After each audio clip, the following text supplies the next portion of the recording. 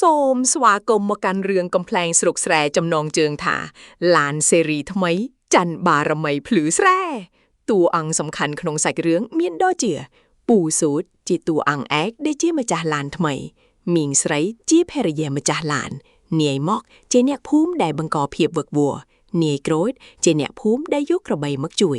យាយណែមជាអ្នកភូមិជើងចាស់សូមអញ្ជើញទស្សនាដោយការសើចសប្បាយទាំងអស់គ្នា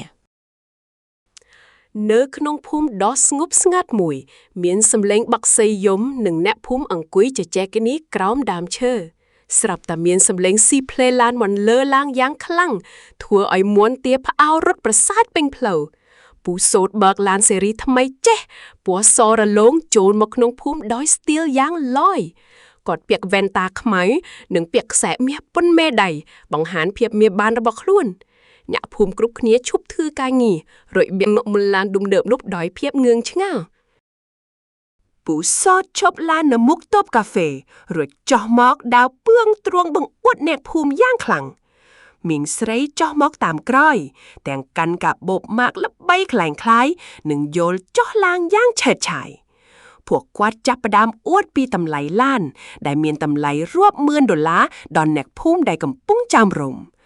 នាយមកដើរមួយចិត្តរួចយកដៃប៉ះឡានធ្វើឲ្យពូសុតស្រែកខ្លាំងខ្លាយខ្លាច់ប្រឡាក់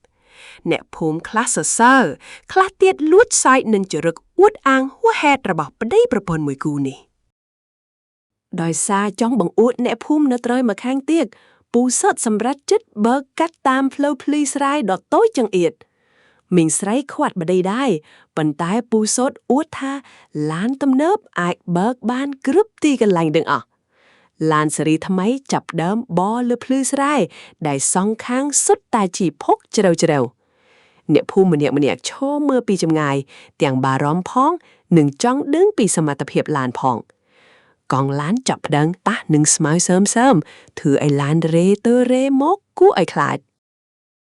ភ្លាមនោះកង់ឡានខាងក្រោយបានធ្លាក់ចូលក្នុងរណ្ដៅភុកជ្រៅមួយនៅកណ្ដាលភ្លឺស្រែ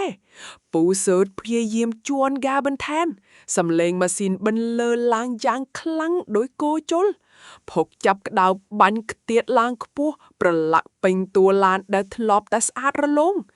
ឡានមិនត្រឹមតែមិនទៅមុខទេប៉ុន្តែវាបែរជាកប់កាន់តែជ្រឺទៅក្នុងដីភុកមីងស្រីចាប់ផ្ដើមភ័យស្លន់ស្លោរួចស្រែកជេរពូសូតថាចង់កាត់ផ្លូវចិត្តធ្វើអីពូសូតនិងមីងស្រីចុះពីលើឡានទាំងជើងប្រឡាក់ផុករហូតដល់ក្បាលជង្គង់ពួកគាត់ព្យាយាមរុញឡានពីក្រោយប៉ុន្តែគ្មានប្រសិទ្ធភាពតទៅសោះព្រោះដីរអិលពេកនាយមកដារមកដល់រួចសើចក្អាកក្អាយដាក់ស្ថានភាពដ៏គួរឲ្យអស់សំណើចនេះគាត់និយាយឌឺដងថាឡានទំនើបមែនតែច័ន្ទបារមីភ្លីស្រែអ្នកភូមិបាត់ហៅពូសូតធួមុខស្អុយរួចសុំឲ្យអ្នកភូមិជួយចេញកំណត់ដើម្បីយកឡានវិញ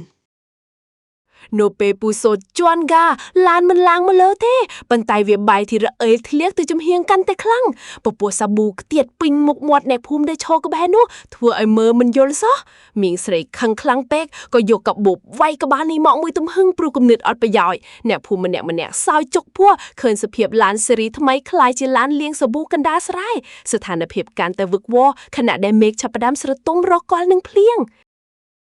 យាយណាមដើរមកដល់រួចប្រាប់ថាឡានជាប់ភុងនេះគឺមកពីមិនបានសុំម្ចាស់ទឹកម្ចាស់ដីគាត់បង្គាប់ឲ្យពូសូតរកនំចំណាយមកសែនព្រេនបុនស្រន់ដល់អ្នកថែរក្សាភ្លឺស្រែភ្លាមពូសូតគ្មានជំរឿក៏យកនំកញ្ចប់ដែលទិញមកពីក្រុងមកដាក់លើគម្របឡានដើម្បីសែនយាយណាមចាប់ផ្ដើមសូត្រថតប្លែកដែលស្ដាប់មិនយល់សោះធ្វើឲ្យម្នាក់ងឿងឆ្ងល់អ្នកភូមិខ្លះទៀតចាប់ផ្ដើមរាំតាមចង្វាក់សូត្ររបស់យាយណាមដើម្បីបង្កបរិយាកាសស្រដៀងនឹងការរំសែនព្រេងងាយក្រូចកដឹកក្របីធំមួយក្បាលមកដល់កន្លែងកើតហេតុគាត់អួតថាគ្មានអីខ្លាំងជាងកម្លាំងក្របីរបស់គាត់នោះទេសូម្បីតែឡានរាប់ម៉ឺនដុល្លារក៏ដោយងាយក្រូចយកខ្សែគូដ៏រឹងមាំមកចងច្បប់នឹងកន្ទុយឡានសេរីថ្មីនោះយ៉ាងណែនពូសូតបារម្ភខ្លាចឡានដាច់កន្ទុយប៉ុន្តែគ្មានមធ្យោបាយផ្សេងក្រៅពីសាកលាមឡើយអ្នកភូមិទាំងអស់គ្នានាំគ្នាឈរលើកទឹកចិត្តឲ្យក្របីប្រឹងទានឡានឡើងនាយក្រូចចាប់ផ្ដើមវាយក្របីឲ្យប្រឹងទាញ បន្តែក្របីហាក់ដូចជាមិនចង់សហការសោះវាមិនត្រឹមតែមិនទៀងឡានទេបែរជាដើរទៅស៊ីស្មៅយ៉ាងរំភើយនៅក្បែរនោះទៅវិញពូស៊ូតខឹងពេកក៏យកស្មៅមកបញ្ឆោតមុខក្របីឲ្យវាដើរទៅមុខដើម្បីទៀងឡានក្របីចាប់ផ្ដើមប្រឹងទៀងធ្វើឲ្យខ្សែឡើងតឹងត្រកឹងស្ទើរតែដាច់ទៅហើយឡានចាប់ផ្ដើមកម្រាលបឹងទឹកម្ដងធ្វើឲ្យអ្នកភូមិស្រែកហូរកិនជ្រាវយ៉ាងខ្លាំងភ្លាមនោះស្រាប់តែមានសំឡេងក្រឹកយ៉ាងខ្លាំងចេញពីផ្នែកខាងក្រោយនៃឡានទំនើបបើលើឡានបានរបួសចេញមកតាមកម្លាំងទាញរបស់ក្របីធ្វើឲ្យគ្រប់គ្នាភ័យស្លន់ស្លោក្របីរត់ទៅមុខទាំងមានបំណែកឡានជាប់នឹងខ្សែទុកឲ្យឡាននៅជាប់ផុងដដែលពូសួតសឹងតែសន្លប់បាត់ស្មារតីនៅពេលឃើញឡានថ្មីរបស់ខ្លួនត្រូវខូចខាតបែបនេះមីងស្រីយំស្រែកខ្លាំងរួចដេញវៃញ៉ាយក្រូតដែលយកក្របីមកធ្វើរឿងឈួតបែបនេះភ្លៀងចាប់ផ្ដើមធ្លាក់ស្រោចស្រោបមុខលើវាលស្រែធ្វើឲ្យដីភុកកាន់តែទន់និងរអិលខ្លាំងជាងមុនអ្នកភូមិម្នាក់រត់ទៅរកកន្លែងជ្រកប៉ុន្តែពូសូលនិងមីងស្រីនៅតែអោបឡានយំកណ្ដាលភ្លៀងនីមកត្រឡប់មកវិញជាមួយគំនិតថ្មីគឺការប្រើកម្លាំងបាយអ្នកភូមិទាំងអស់គ្នាជួយរុនគាត់ហៅអ្នកភូមិដែលជ្រកភ្លៀងឲ្យចុះមកជួយរុនឡានម្នាក់មួយដៃម្នាក់មួយជើងមនុស្សប្រហែល10នាក់ចុះមកឈរពោតជុំវិញឡានត្រៀមខ្លួនបញ្ចេញកម្លាំងពូសូតបញ្ចេះម៉ាស៊ីនឡានម្ដងទៀតខណៈដែលអ្នកភូមិគ្រប់គ្នាស្រែកព្រមគ្នាថា1 2 3រុញកង់ឡានវិលខ្ញាល់បាញ់ភក់ខ្ទាតពេញមុខមាត់នឹងខោអាវអ្នកភូមិគ្រប់គ្នាឥឡូវនេះម្នាក់មានសភាពដូចខ្មោចឡុងព្រោះតែភក់ពណ៌ខ្មៅស្រោបពេញខ្លួនប្រាណឡាននៅតែមិនទៅមុខប៉ុន្តែមនុស្សម្នាក់រអិលជើងដួលចងាប់ចងាកនភក់សំឡេងសើចលាយឡំនឹងសំឡេងជេរបញ្ចោបង្កើតបានជាទិដ្ឋភាពដ៏កំប្លែងបំផុតមីងស្រីដែលព្យាយាមជួយរុញដែរនោះបានរអិលជើងដួលផ្ងាក្រោយចូលទៅក្នុងភក់យ៉ាងជ្រៅ